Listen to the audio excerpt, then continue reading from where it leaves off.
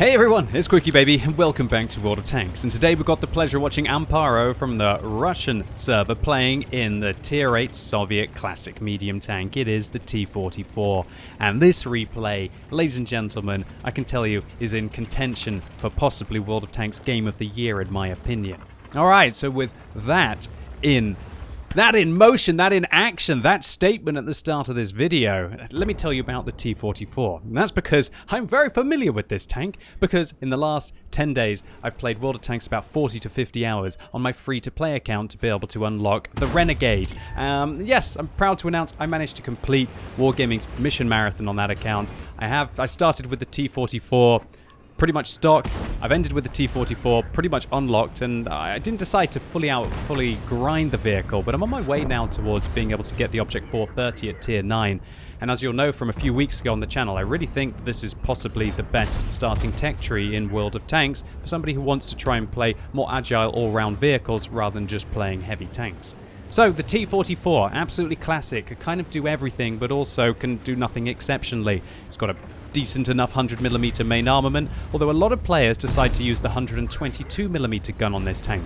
I think that's a massive mistake. I really would not recommend to use the 122mm on this vehicle because you sacrifice aim time, you sacrifice accuracy, you sacrifice damage per minute of the tank to be able to only gain one thing. Well, I guess two things. Alpha damage, but also the 122mm caliber rule, which means that it will overmatch all 40mm plates, which means you can do some pretty funky things in some situations, and some miracle shots will go in as they overmatch.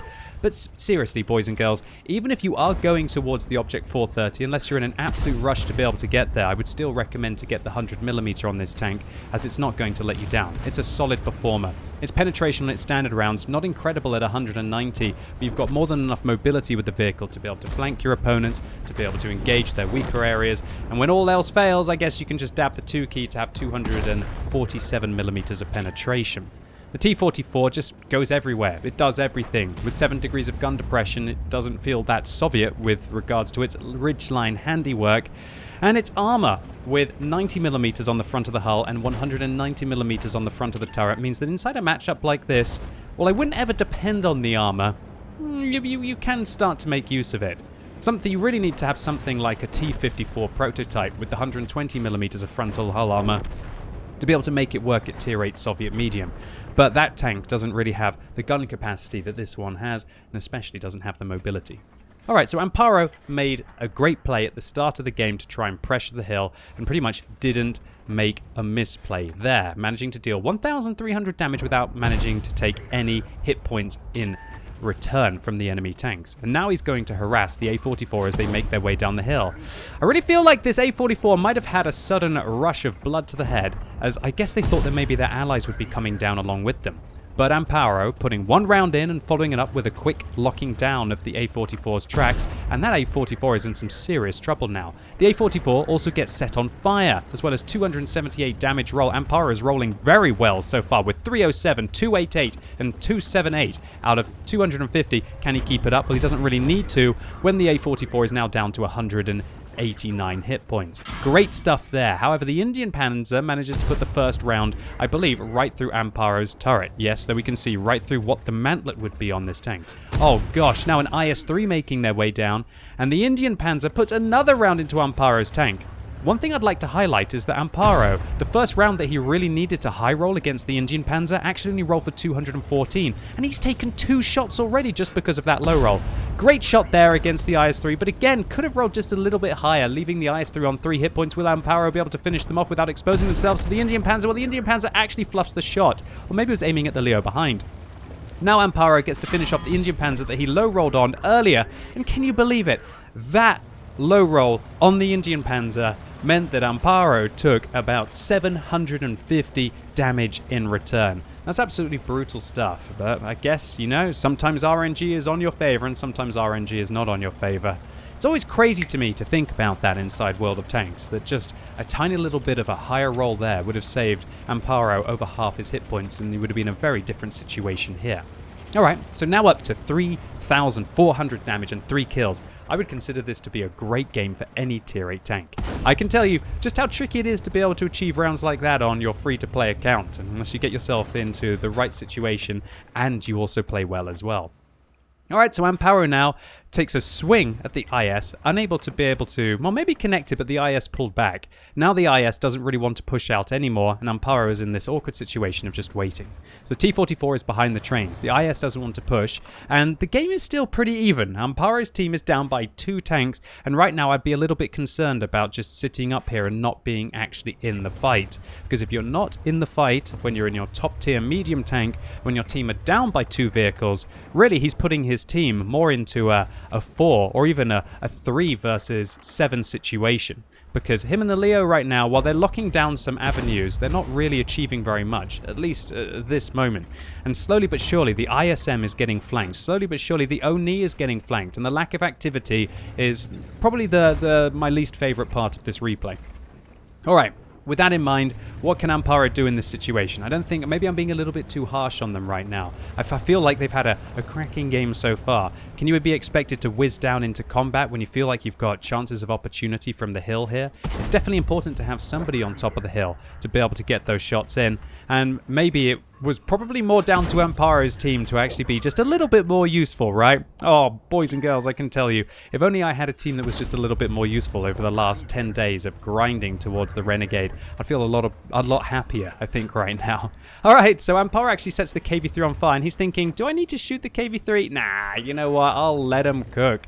And the KV-3 goes up like a candle, and that was a big old fire. 504 damage dealt from the 228 damage shell that Amparo put into the vehicle, and unfortunately for him, the SU-100 again loops a shell over the ridge, and Amparo fires some premium rounds here to try and dig out the Soviet medium tank. Doesn't look like they're able to do so. Will they be able to find the extra shot? The shell just whizzing right over the top of his tank, and let's take a look to see where that round entered. Looks like it went right through the turret once again, and that really is the complete downside of the T-44. This armor just isn't dependable unless you're being engaged by tier 6 and tier 7 tanks. And oh, Amparo, you're a lucky lad for that SU-100 just whizzing over the top of the vehicle. And what about this situation, right, boys and girls? With the Leo falling to the Borsig, now Amparo is on 117 hit points versus 5 enemy tanks, including 3 equal tier vehicles. And it looks like Amparo, as a true Russian, is going to dig themselves into position and hold the line in this scenario. They're using the wreck of this T-44 in front of them, or the T-43 I should say, to lock in position and to set an ambush for the T-44. A quick flick of the mouse wheel, Amparo getting his wrist into action here for some clutch actions that might be needed. Alright, good start. 1 round into the T-44, and the T-44 misses. And also you'll notice the enemy T-44 with the flared gun barrel at the end with the muzzle brake is actually using the 122mm. Looks like Amparo knows this, as he's going to be putting multiple rounds in for every time the T-44 fires at him. The T-44 fires another shell. It doesn't connect, as you will do with the poor accuracy and aim time and gun dispersion values of that tank. And that allows Amparo to now whittle down a full health tank to 313 hit points. This is an absolute monster play here now to avoid the T-44 again, running rings around him, but he's got to deal with him quickly because to all intents and purposes, the other 4 tanks will be approaching Amparo in his 1 versus 5 scenario. Contention for the one that everybody wants, the Kolobanov's medal, boys and girls. And talking about one that everybody wants, he won't be getting it if the SU-101 manages to put a round in from behind, but luckily the SU-101 gets absorbed by the T-43 wreck. Amparo fires a shot on the move, takes his opportunity to be able to close the distance to try and get closer towards the SU, who also misses another shot into the wreck of the enemy vehicle, and Amparo gets to shut down the tier 8 Soviet tank destroyer, now in a 1 versus 3 scenario. But just as soon as he does that, another tank destroyer arrives, once again on full hit points. How is Amparo going to deal with this when he's been a one-shot for the last 2 kills? Now up to 5,800 damage, up to a top gun. But Amparo has another 3 tanks that he has to vanquish if he wants to be able to get through this round of World of Tanks. The SU-152 looks like they're using the 122mm, which means they're going to have a very good rate of fire, but they're not going to have a derp gun, so they're going to not be able to splash around corners or even splash over vehicles. Amparo bounces off the SU-152. The nerves must be tense as anything right now. The SU-152 drives forwards, and Amparo manages to put another round in while avoiding the SU's lack of turret. Ooh, bad shot there by Amparo. You want to aim higher. You want to aim on the top of the vehicle. Don't aim down over the hull here, bud. You can have a nice, easy shot. There you go. You found it. Great stuff. enough. Now the SU-152 on a one-shot that Amparo has been for the last 3,000 damage in this game. And with that shot into the top of the SU-152, Amparo has secured his 7th kill, now loads high explosive rounds, sees the Borsig, misses, and puts a 354 damage high explosive penetration into the turret of the Borsig. Looks like that Borsig might have a damaged turret, as you would expect after 2 high explosive rounds have entered the vehicle, and looks like the Borsig is now in full panic mode, and Amparo takes advantage of that, shutting down the Tier 8 German turreted tank destroyer in amazing fashion. Goodness gracious! Ladies and gentlemen, boys and girls, can you believe this absolute coliseum that was on top of the hill? Amparo on a one-shot, dealing with not 1, not 2, but 3. Oh no, 4 enemy vehicles in this scenario, but it doesn't matter if they're not able to get back towards the cap circle to be able to interrupt the encounter here. There's a T-43 on the enemy team, and with 23 seconds left, it's going to look like it's neck-and-neck stuff whether Amparo is going to be able to get back to interrupt. Oh, it's starting to look really grave. When you get into that top 20 seconds, I start to get nervous. Even though the T-44 is able to go at 50 kilometers an hour, we are now down into 8 seconds left. Where's the T3 going to be? Got to be in the cap circle. 3, 2, 1... 0, that's it, game over. No, it's not game over, as the T-43 takes damage and is also tracked at the same time, and Amparo literally gets 100 base defense points. That must have been within a millisecond of being a loss. Now Amparo, on a Radley Walters medal, puts 2 following shots into the T-43, lowering them now to a one-shot. But it's not gonna matter if the T-43 manages to hit Amparo here. So I love what Amparo does. Goes forward until they're no longer spotted. Tricks the T-43 that they're going to approach from a different angle. Is this the moment? Is this the shot for the game? Yes, it is. Beautiful, classic play at the end there to trick the T-43 into thinking they're going one way, then pulling back and approaching the T-43 from the other.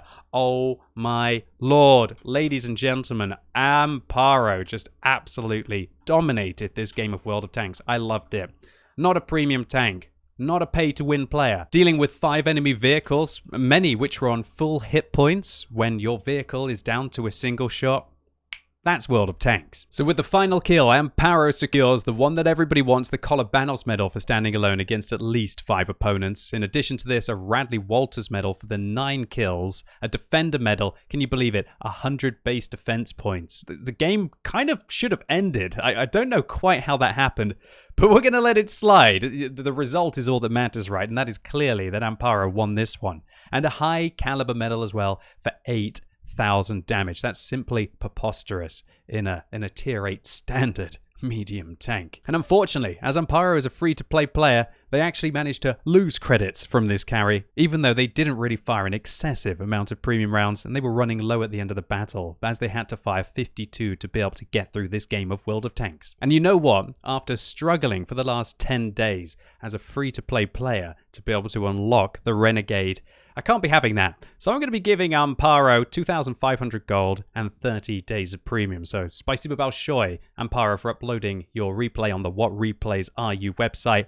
I thoroughly enjoyed it. I think it's one of the World of Tanks games of the year for me, which is why it was such a pleasure to commentate on it. And I hope all of you out there enjoyed this video. If you did, give the video a thumbs up, but if you hated it, give it a thumbs down. And if you're watching this video as it's released on Sunday, it's time for another World of Tanks Tech Tree Showcase on twitch.tv/QuickyBaby.